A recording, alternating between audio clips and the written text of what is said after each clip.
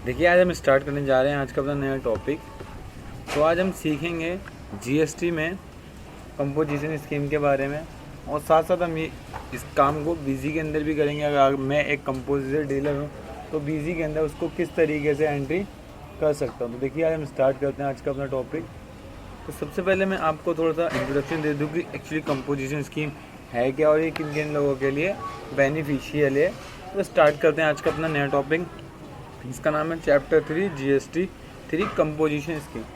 Composition scheme का मतलब होता है एक ऐसा व्यापारी जो लार्ज लेवल पे काम ना करके एक छोटे से लेवल पे काम करता है। जैसे जिसका टर्नओवर पूरे साल में 75 लाख रुपए का होता है, उसे कंपोजिशन स्कीम के अंदर वो आ सकता है। अब कंपोजिशन स्कीम के फ़ायदे क्या हैं ये समझते हैं। सबसे पहली बात तो हमने सीखा कंपोजिशन स्कीम उन लोगों के लिए ही जिनका पूरा एनुअल टर्नओवर 75 लाख रुपए से नीचे होगा, उसके लिए ही कंपोजिशन स्कीम है। कि इसका बेनिफिट ये है कि उसको ज़्यादा प्रोविज़न फॉलो करने की ज़रूरत नहीं, ज़्यादा रूल एंड रेगुलेशन करने की ज़रूरत नहीं, उसको मंथली 3 रिटर्न भरने की ज़रूरत नहीं, उसको क्वार्टरली 1 रिटर्न भरने की बस ज़रूरत है। तो हम स्टार्ट करते हैं आज का अपना। देखिए, बस आपका कंपोजिशन गवर्नमेंट ने इसलिए बनाया ताकि हम बड़े लेवल के व्यापारी पे ज़्यादा फोकस कर सकें, छोटे बिजनेसमैन पे कम। तो इसलिए कंपोजिशन स्कीम। अब कौन से लोग कंपोजिशन स्कीम में अंदर आ सकते हैं, कौन से लोग कंपोजिशन के अंदर नहीं आ सकते, अब वो देखते हैं हम लोग।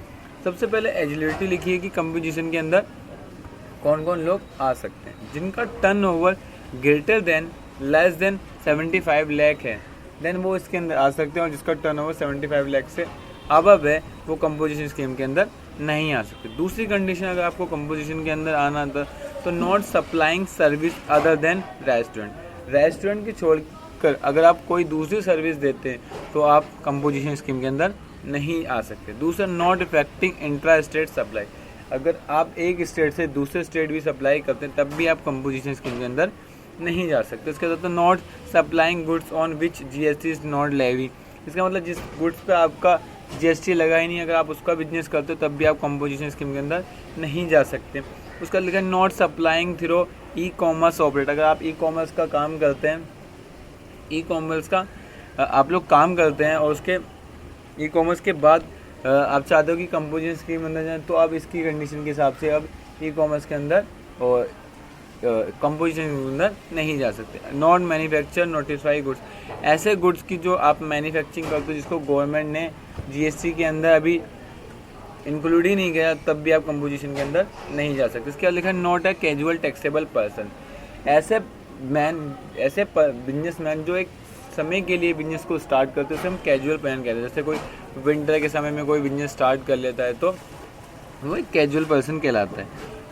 इसके बाद आता है not a residential taxable person.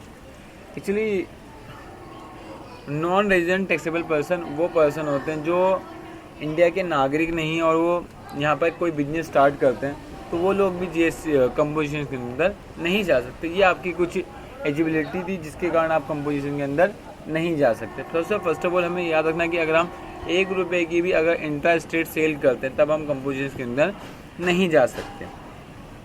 Then दूसरा, हमारी कोई रेस्टोरेंट के सिवा अगर हम किसी को सर्विस देते हैं तब भी हम ई कॉमर्स के अंदर नहीं जा सकते। दूसरा, अगर हम ऐसे प्रोडक्ट बनाते हैं जो जीएसटी के अंदर है ही नहीं, अगर उसके अंदर जाते तब भी हम जीएसटी के अंदर नहीं आ सकते। अगर हम कोई ई कॉमर्स का काम करते तब भी हम कंपोजिशन स्कीम के अंदर नहीं जा सकते। ऐसे ही कैजुअल पर्सन होते हैं और ऐसे ही आपके नॉन टैक्सेबल पर्सन होते हैं जो अगर कंपोजिशन के अंदर नहीं जा सकते। देन हम आगे चलते हैं। इसके बाद कुछ और कंडीशन है जिसके बारे में हमें पता होना जरूरी। सबसे पहले कंपोजिशन स्कीम ये एक ऑप्शनल स्कीम है, कोई रिक्वायर्ड स्कीम नहीं है कि आपको लेना ही लेना। अगर आपको सही लगता है तो लीजिए, अदरवाइज आप इसको छोड़ भी सकते हैं और जैसे नॉर्मल आप चाहते हैं वैसे भी ले सकते हैं। बट ये गवर्नमेंट ने एक एडिशनल बनाई है, अगर आपको रिक्वायरमेंट तो दे लीजिए वरना कोई। दूसरी condition can not alive input tax credit की, मतलब आप जो टैक्स देंगे उसका इनपुट नहीं मिलेगा। सबसे कंपोजिशन स्कीम की सबसे बड़ा नुकसान ये है कि गवर्नमेंट ने कहा है कि कंपोजिशन के अंदर अगर आपको टर्नओवर 75 लाख होगा तभी आपको मिलेगा। इसके कुछ ड्रॉबैक्स भी हैं, जैसे कि अगर आप किसी से कोई माल खरीदोगे जो उस पर उसको टैक्स दोगे वो आपको इनपुट नहीं मिलेगा। दूसरा, आपको पूरे साल में जितना सेल करोगे उसका 5%, 2% या 1% जिस कैटेगरी के अंदर आप आते हो उसका टैक्स देना। तो देखिए, गवर्नमेंट को 2 तरीके से टैक्स मिल रहा है। एक तो जो हम टैक्स ले रहे हैं वो भी हम गवर्नमेंट हमें वापसी नहीं कर रही जो हमसे ले रही है। दूसरा, जब हम माल बेच रहे हैं तो गवर्नमेंट कह रही है उस पर हमें 1%, 2% या 5% में से कोई भी एक टैक्स दो। तो गवर्नमेंट को दो फायदे हैं इससे, और ये हमारे लिए एक नुकसान है, जिसलिए बहुत से लोग कंपोजिशन स्कीम में नहीं जा रहे। दूसरा, can not charge GST from customer, हम जीएसटी कस्टमर से चार्ज नहीं कर सकते। Issue bill of supply in place of tax invoice, जहाँ हम लोग टैक्स इनवॉइस सप्लाई करते तो आज हम वहाँ करेंगे इशू बिल ऑफ सप्लाई। दूसरा, supply not eligible for the input tax credit, की जो जिस पे हम किसी से माल खरीदेंगे उस पर हम गवर्नमेंट से टैक्स नहीं ले सकते। उसके बाद कंपोजिशन स्कीम के अंदर कुछ और भी क्राइटेरिया हैं। कंपोजिशन ऑफ बिल ऑफ, अगर आप कंपोजिशन स्कीम के अंदर आते तो आपके बिल के ऊपर ही लिखा होना चाहिए कि I am a composition taxable person not eligible to collect tax on supplier, ऐसे ही आपके बिल के ऊपर लिखा होना चाहिए। दूसरा, जो आपका साइन बोर्ड होगा उस पर भी लिखा होना चाहिए कि आप एक टैक्सेबल पर्सन है। दूसरा, ये आप इफेक्टिंग फर्स्ट डे से कर सकते हैं फाइनेंशियल के, ठीक है।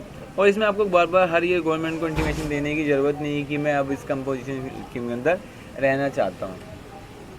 उसके बाद कंपोजिशन के कुछ एडिशनल कंडीशन भी उसके बारे में देखते हैं कि जो आपका स्टॉक वो इम्पोर्टेड नहीं होना चाहिए। अगर आपने कहीं फॉरेन कंट्री से कोई स्टॉक परचेज करा है एंड देन आप चाहते हो कि मैं कंपोजिशन इसके अंदर, तो आप ऐसा करके नहीं जा सकते। दूसरा, आपका कोई स्टेट दूसरे स्टेट से माल ख़रीदा नहीं होना चाहिए। और ऐसे GST on stock purchase from, ऐसा आपके कोई स्टॉक नहीं होना चाहिए जो आपने अनरजिस्टर्ड डीलर से परचेज करा, ये आपके कंपोजिशन का पार्ट है। टैक्स रेट ऑफ जीएसटी की, जीएसटी में जो कंपोजिशन का टैक्स रेट है वो कितना हो गया, तो 2% मैन्युफैक्चर के लिए, 5% रेस्टोरेंट के लिए और 1% फॉर द अदर, जिसमें गवर्नमेंट नोटिफाई करेगी ये लोग उसके अंदर आ जाएंगे। ये आपके बेसिकली कंपोजिशन के कुछ कंडीशन थी जिसके बारे में हमने पढ़ा है। गवर्नमेंट हमने यहाँ पर देखो मैंने सेक्शन के हिसाब से भी लगा रखा है, सेक्शन 10 कंपोजिशन लेवी। दिन ये पूरे नोट्स की तरह मैंने प्रिपेयर कर रखा था, इसलिए मैंने इसको ज़्यादा कुछ नहीं करा। अब हम स्टार्ट करते हैं कि बीजी में अगर हम कंपोजिशन स्कीम के बारे में काम करने जाएंगे तो किस तरीके से हम लोग कंपोजिशन स्कीम में काम कर सकते हैं। तो फर्स्ट ऑफ ऑल स्टार्ट करने से पहले, ठीक है, तो कंपोजिशन के लिए हम नेक्स्ट वीडियो स्टार्ट करते हैं जीएसटी के अंदर कि हम अगर हम कंपोजिशन है तो किस तरीके से इसकी बीजी के अंदर काम कर सकते हैं। तो इसके लिए हम नेक्स्ट करते हैं।